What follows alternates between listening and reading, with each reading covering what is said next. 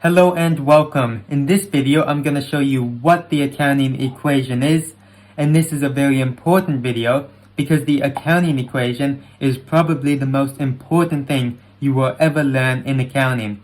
It is also one of the first things you will usually learn because of how important it is and how essential it is in your journey of learning further on in accounting. This is a great first step if you can get the accounting equation down well to build up later on because you have your basics. It's like when you learn math. If you have the basics down well, it makes the harder math that you do at the later year levels a lot easier. So, the best way to start is with what is the accounting equation? Well, I'll give you the equation itself. The accounting equation is A is equal to L plus OE.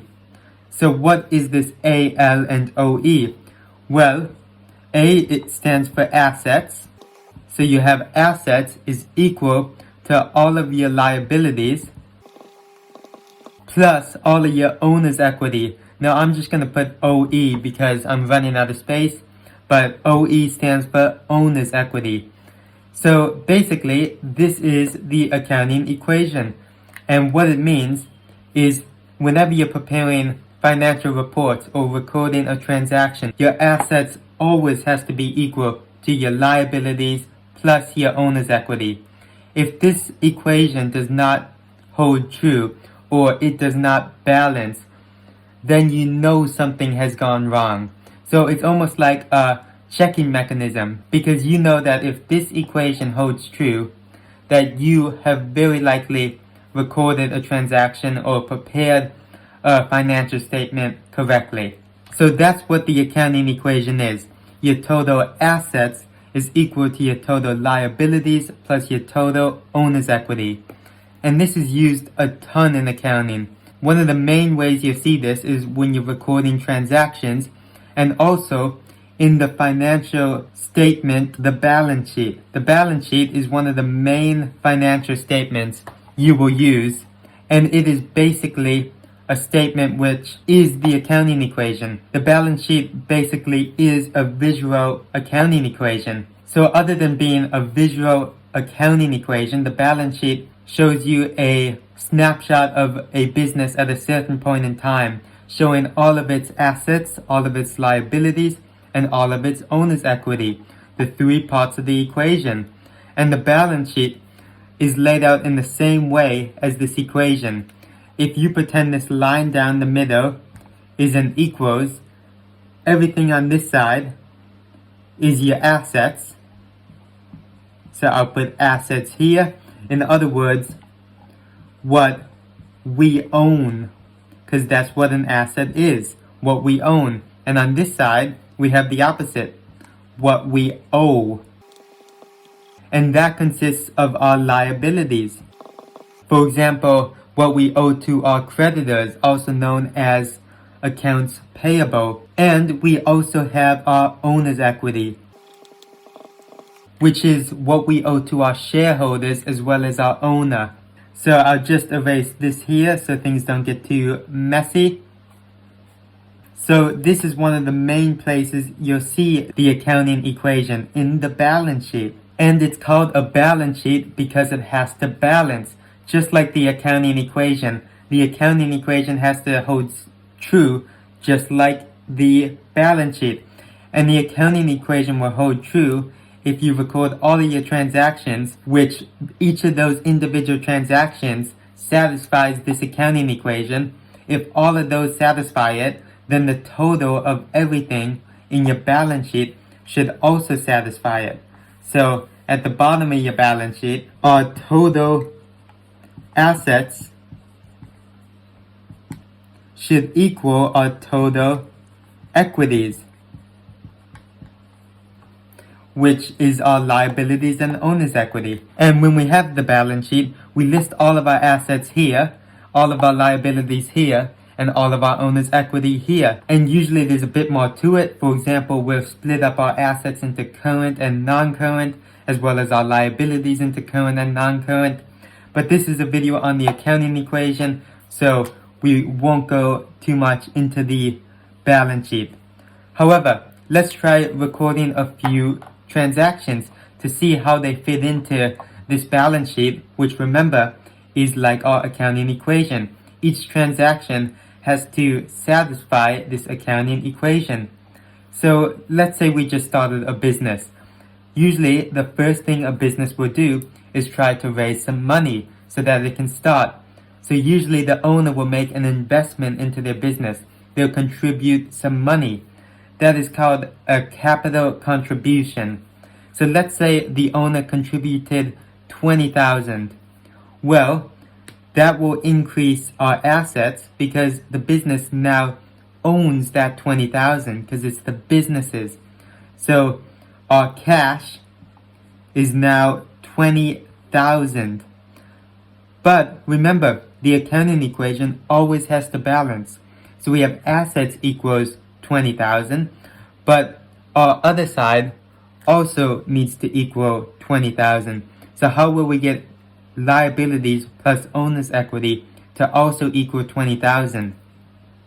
Well, a capital contribution, I'll just call it capital for short, is part of owner's equity because the owner is contributing that. So we can pop $20,000 in owner's equity. And you can see that will then balance this accounting equation, as well as our balance sheet with total assets equal total equities, because $20,000 is on this side, and then we have liabilities plus owner's equity, or 0 plus $20,000, which also equals $20,000. So let's try another transaction.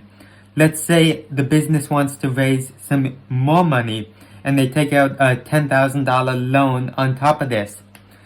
Then, for our accounting equation, we have $10,000 on the asset side, as well as $10,000 in liabilities, because liabilities has gone up because we have to pay back that loan. We don't just get to keep it. A loan you have to pay back.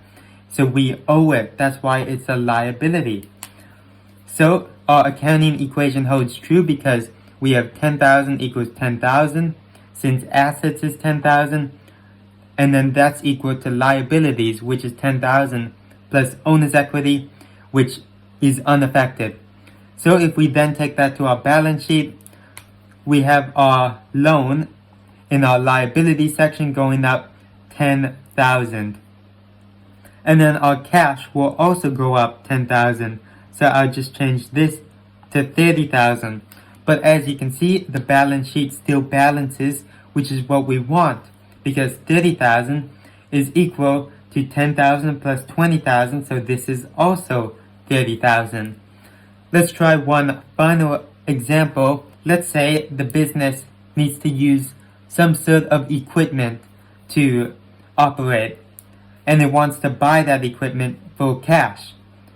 Now this is a good example of how a transaction doesn't always affect both sides. It may just affect one side, but it still has to balance. So let's say we get some equipment in. Sorry about it being a bit messy, but let's say our equipment is worth $5,000. So now, in our accounting equation, assets has gone up $5,000 because we have $5,000 worth of equipment that we now own. However, how does this accounting equation balance if just assets has gone up? This side over here, liabilities plus owner's equity, hasn't been affected at all. However, assets has been affected twice because we bought it for cash, which means some of that cash that we own has now gone away. To be precise, $5,000 of that cash has gone away because that's what we paid for the equipment. So assets has gone down $5,000 for the cash, but gone up $5,000 for the equipment, which overall, 5,000 minus 5,000 is 0. So the accounting equation still balances because 0 equals 0 plus 0. So 0 equals 0. And if we then did that to the balance sheet, we see our equipment goes up 5,000. And then our cash, we paid 5,000 with that. So 30,000, we lost 5,000, we now have 25,000. But we can now check to see if our balance sheet holds true, because it always has to balance by adding up both sides. 25,000 plus 5,000 gives us 30,000 on this side, and 10,000 plus 20,000 gives us 30,000 on this side. So we can see how this accounting equation works for each transaction, but also is part of the balance sheet, and basically is the balance sheet in a visual form, because all of your assets must equal all of your liabilities plus all of your owner's equity. Anyway, thanks for watching, and I'll see you next time.